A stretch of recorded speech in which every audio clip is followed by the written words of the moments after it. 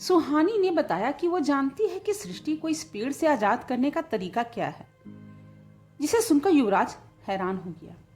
सुहानी की बात को सुनकर युवराज पीछे मुड़ा और तेजी से सुहानी की तरफ जाकर उसकी आंखों में देखते हुए बोला, तुम क्या जानती हो इस बारे में? युवराज का ऐसा रिएक्शन देखकर सुहानी डर गई और उसके मुंह से एक भी शब्द नहीं निकला। सुहानी को चुप देखकर युवराज ने उसको अपनी बाहों में जोर से पकड़ लिया और अपने दांत पीसते हुए बोला, मैं कुछ पूछ रहा हूँ, क्या जानती हो तुम इस बारे में? सुहानी हकलाते हुए बोली, मुझे लगता है कि आज रात इस पेड़ पर बंधा वो लाल धागा खोलने से सृष्टि मुक्त हो जाएगी। यह सुनते ही युवराज ने एक झटके से सुहानी का हाथ छोड़ दिया, लेकिन उसकी नजरें अभी भी सुहानी के चेहरे पर टिकी हुई थी। तभी सुहानी ने हिचकिचाते हुए कहा, क्या आपको मेरी बात पर यकीन नहीं हो रहा? युवराज को सुहानी की बात पर यकीन तो था, लेकिन वो इनकार करते हुए बोला, मैं पहले ही कह चुका हूँ तुम्हें इलाज की जरूरत है, लेकिन अगर फिर भी तुम्हें यह सब सच लगता है तो तुम पागलपन दूर करने के लिए आज रात में मैं ये धागा खोल दूंगा। युवराज खुद भी सृष्टि को आजाद करना चाहता था, लेकिन वो इस खतरनाक काम में सुहानी को शामिल नहीं करना चाहता था। युवराज ने पहले भी कई बार सृष्टि को आजाद करने की कोशिश की थी, लेकिन उसे रास्ता ही नहीं पता था। अब वो सुहानी के बताए तरीके को भी एक बार आजमाना चाहता था।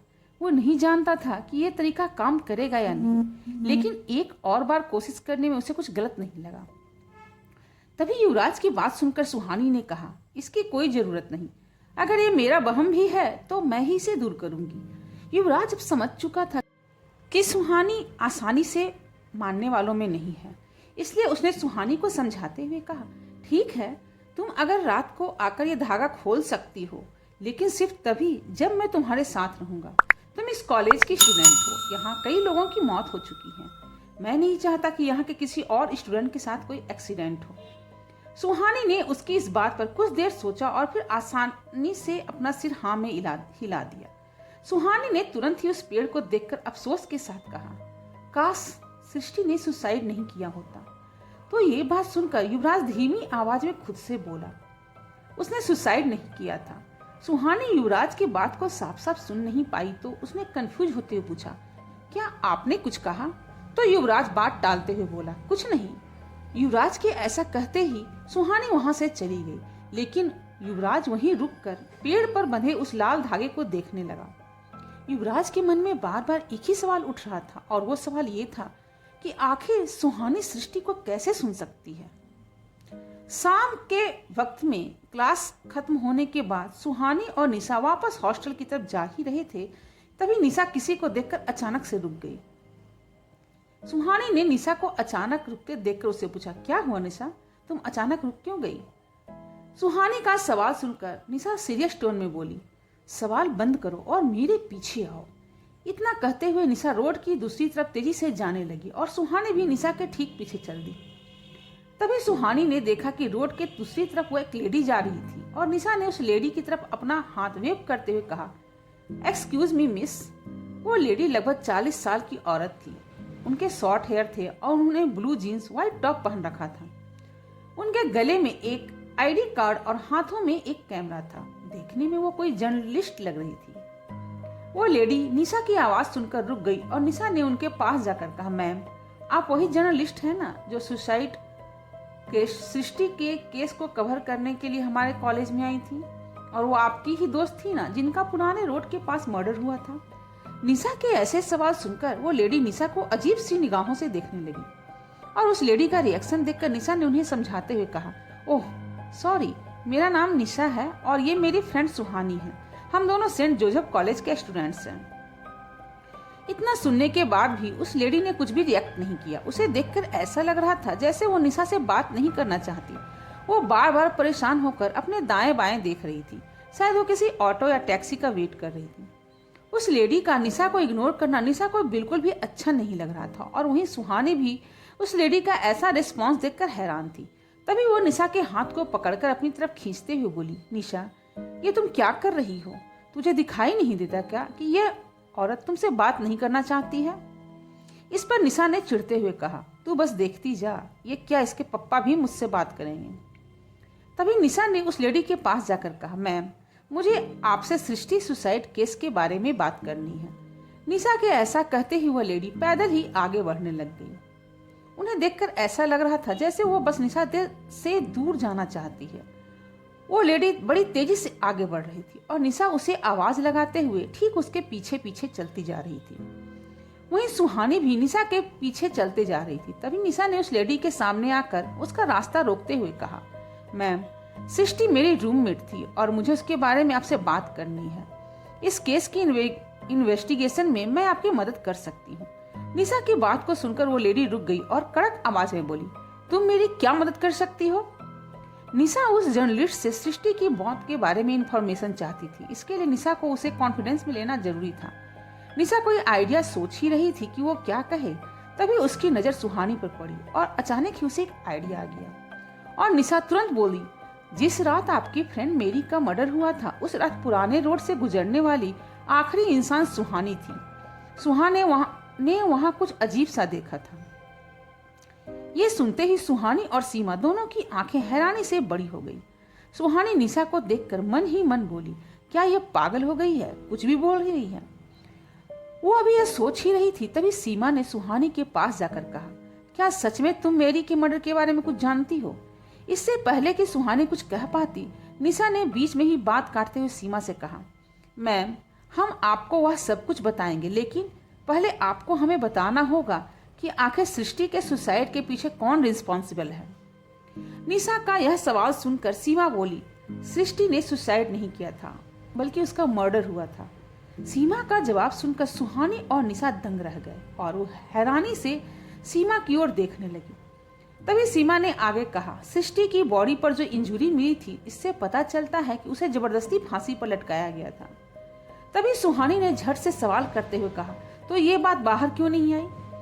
सीमा ने जवाब देते हुए कहा, क्योंकि शिमला के काफी पावरफुल लोग इस केस को दबाना चाहते थे। सीमा निशा और सुहानी के सभी सवालों का सही जवाब दे रही थी, क्योंकि उसे उम्मीद थी कि सुहानी उसे उसके दोस्त के मर्डर में कुछ इंफॉर्मेशन देने वाली है।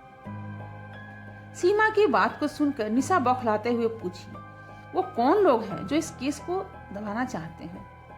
सीमा ने उन लोगों का नाम बताते हुए कहा, मिस पद। वो इतना ही कह पाई थी कि तभी उसके गले में तेज दर्द होने लगा और उसने कसकर अपना गला पकड़ लिया। इससे पहले कि निशा और सुहानी कुछ समझ पाते, सीमा बेहोश होकर जमीन पर गिर गई। सीमा के जमीन पर गिरते ही निशा और सुहानी उसे हॉस्पिटल ले गए और वहां ले जाकर उन्होंने उसे एडमिट करा दिया और उनकी फैमिली को इन्फॉर्म करने के बाद वो दोनों हॉस्टल के लिए निकल गए।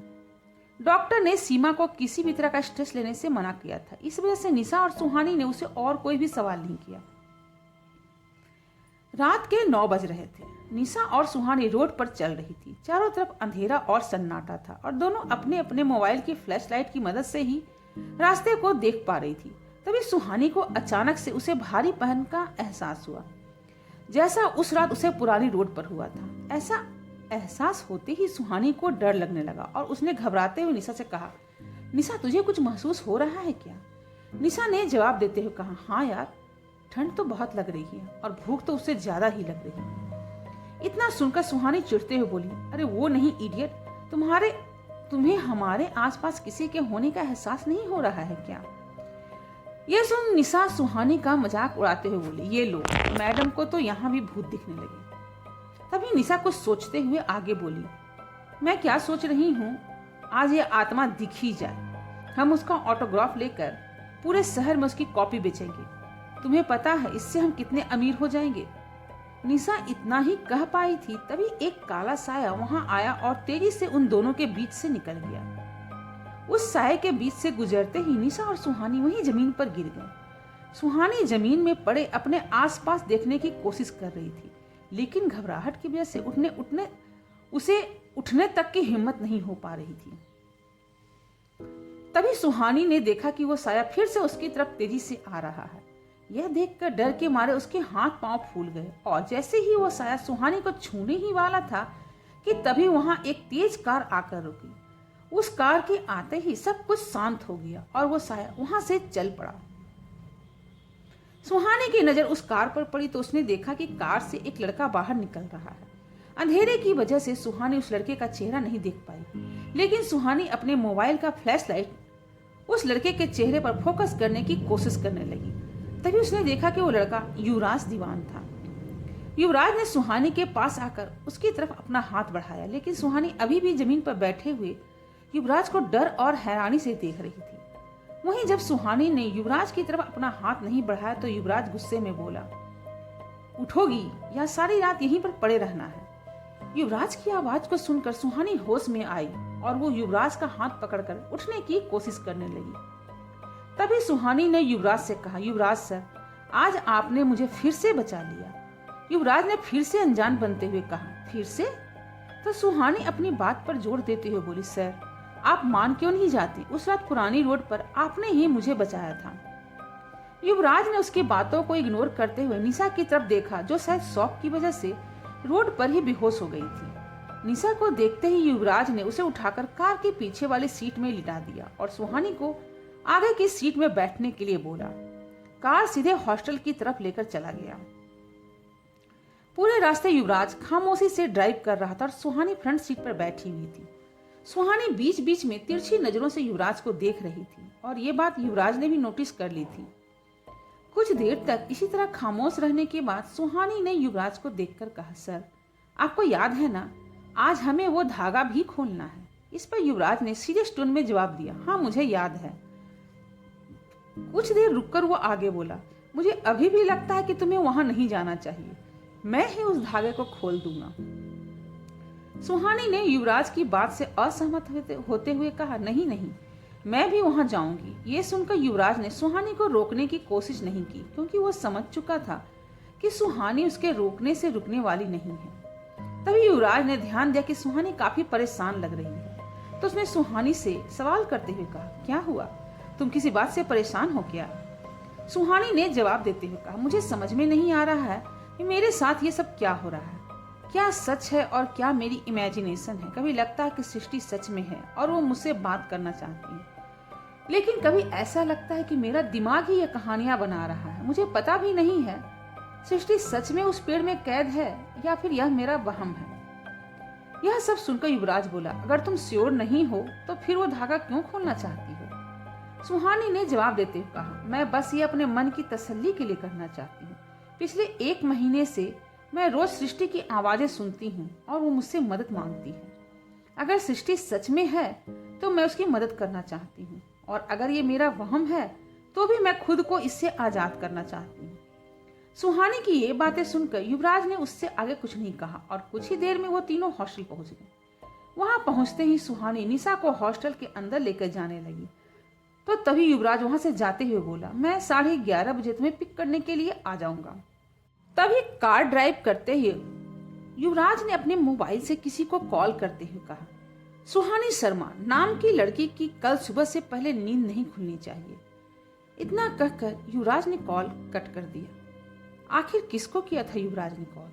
क्या युवराज और सुहानी सृष्टि को कर पाएंगे उस पेड़ से आजाद, या पड़ जाएंगे किसी नई मुसीबत में? आगे इस कहानी को जानने के लिए मेरे चैनल को लाइक, शेयर और सब्सक्राइब करें और कमेंट करके बताएं कि कहानी आपको कैसी लग रही है, और बेल आइकन भी दबाएं जिससे कि मेरी नई कहानी आते ही आप तक सबसे पहले नोटिफिकेशन